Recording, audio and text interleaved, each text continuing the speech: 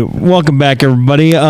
So you threw this one in at the last minute, buddy, and I was wondering if there's new... It's on the post. No, I know, but in the last minute when we were discussing this stuff over the weekend, what was there something new that I missed about the Russian? I just thought that the Russians were just aggressive.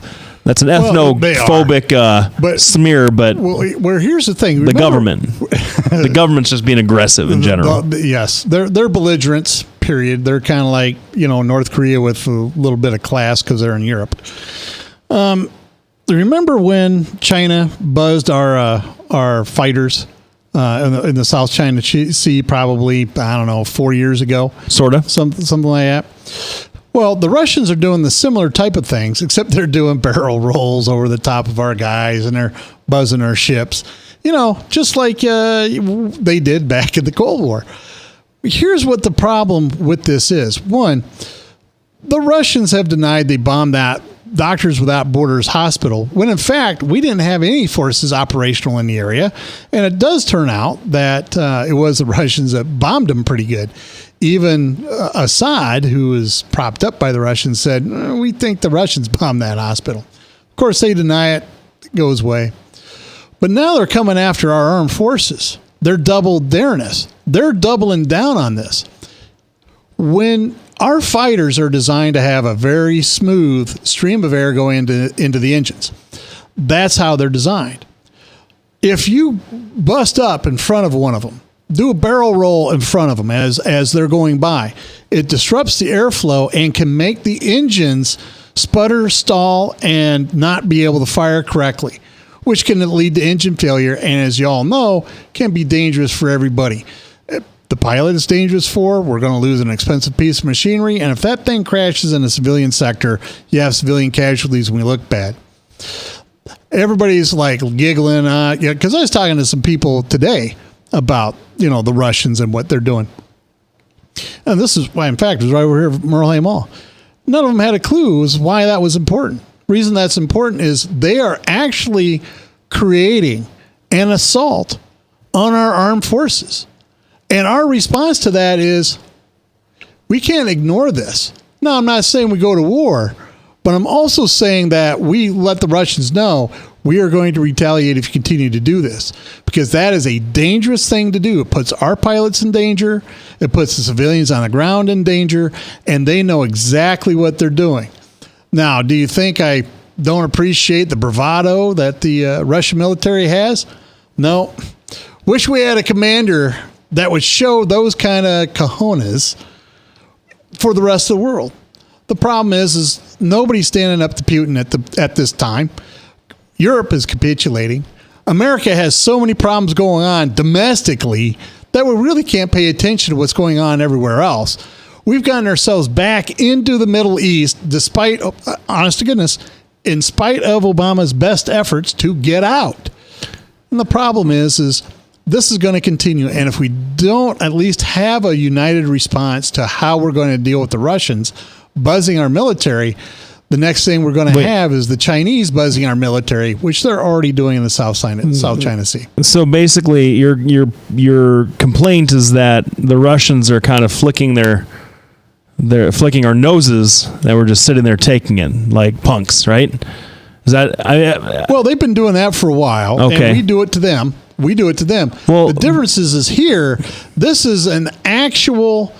these guys are so close that they're disturbing the slipstream, which causes our planes to malfunction, which puts our pilots in danger. The stuff we did before is just, a general, I'm going to poke you in the eye, Mom, he's going to touch me, I'm not touching him. That's the kind of stuff we did during the Cold War, but this stuff is serious. So then, and you said you don't want to go to war over it, right? So what would the response be? Well, the response would be, we are going to defend our ships. Well, we're going to defend our planes. But we do that, though. Yeah, but you can't continue to allow that to go on. But what would you do here? Because I would say if you get within 5 miles of a ship, you're going to shoot somebody down. We're going to shoot them down. Oh boy! See, it's a good thing that you're not the president. Probably is. Because that would provoke a military. Get to this point. Oh, I never would let it get to this point. Because I sat down with Putin and sat down And looked him in the eye and looked into his soul and blessed him as a good man. I would have looked him right in the eye and said, listen, I know what you're all about. We can do that too. And that is the way you have to deal with some of these guys in the world. You have belligerents in the world, and you have to deal with them very effectively. You have to sit him down. You have to sit him down in a room and tell him what's going to happen. And you think that's okay? You know, I'm going to tell you that's what Reagan did. That was very effective. That was very effective. He was look at the way he handled him. He said, "Yeah, we're not going to back away from this." Appeasement doesn't work. Reagan appeasement. They're under the toughest sanctions. Yeah. We both know sanctions don't work. I don't think the more we put sanctions on Putin, the more popular he becomes in his own country. Who cares? Who cares about his popularity in his own country? Is local. All politics is local. We don't elect Putin. We don't. The Russians elect Putin, and he's popular. And the more we do to him with sanctions, which are worthless, and the Europeans want to stop, the more popular he becomes. I mean, when you have the Europeans go, well, hold on, we need to let Russia have Crimea, even though he took it by force. Gas up the fighter jets, American military. President Bertrand wants to start a war with Russia, but you've been pitching that for the last 4 years of the show. So that's not very much of a war with Russia. But what I am saying is we need to defend our pilots. I mean, that's what we need to do. We need to defend American pride and honor, which has taken a massive hit because Russia's just running pride and honor everywhere. By doing what? We need to do something. You do this all the time. We need to do something. Well, what do you want to do? Well, I don't know, but it's got to be something. Well, I just said what we would do. We defend our pilots. If you're going to invade and our personal space, we're going to retaliate. We're going to retaliate with force that would start a war. Okay. I hope that you put that in a letter and send that to the Pentagon, because I guarantee that is not what anybody would want to have happen. Well, if you followed the military at all, you would see that. You're going to say that to me. Like, well, hold on.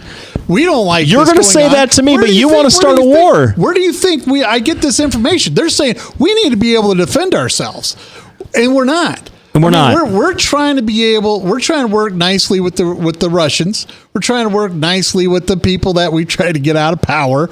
And and the problem is here we are trying to work nicely with everybody else. Nobody wants to work nicely with us.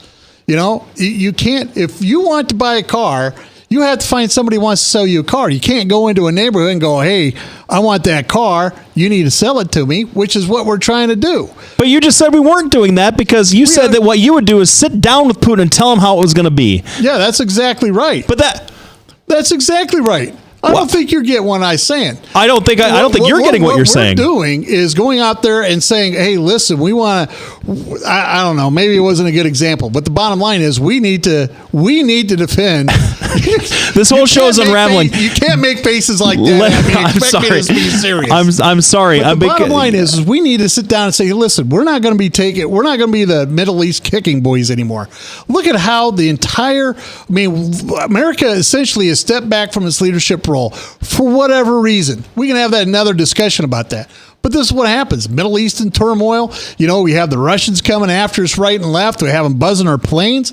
You know what would happen if we buzzed one of their ships with our planes? They would shoot us down. Yeah, and it would start. No, they wouldn't, because it would start World War III. They don't care. They would shoot it down and go, hey, we need to defend our not an American plane. When you're talking to Russians, that's exactly what they say. Yeah, if we had to shoot down an American plane to defend our national honor, that's exactly what they do.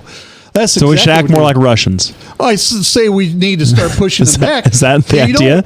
They're bullies. I'm sorry. Bullies. This is just how to take care of a bully. Yeah. You don't sit there and go, well, hey, would you punch me again?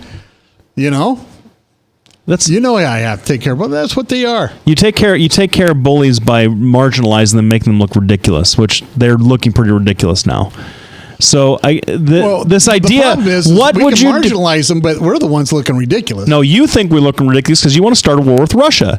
That's what you're saying. Would start a war with Russia. I don't know how else to put it. If we're clear about it right up front and say, listen, if you keep coming after us, here's the thing. Back in the Cold War, they would run their bombers at the West Germany's borders. And they wouldn't turn back until they saw our fighters go up. If one of them crossed the border and we shot it down, whose fault is that? They crossed our border. We have a right to shoot it down. They're in our space, threatening our military. We have the right to defend ourselves. It doesn't mean we're starting a war. It does mean we're drawing a line and going, we're not going to be bullied anymore. I'm going to give you the last word. We got 27 seconds. Your foreign policy with respect to Russia is asinine, and I hope that you never become president of the United States. Oh, that's the final word, but Lefty is wrong. Lefty is wrong, like most lefties are. Anyway, we want to say thanks to everybody for tuning in. We really appreciate you listening.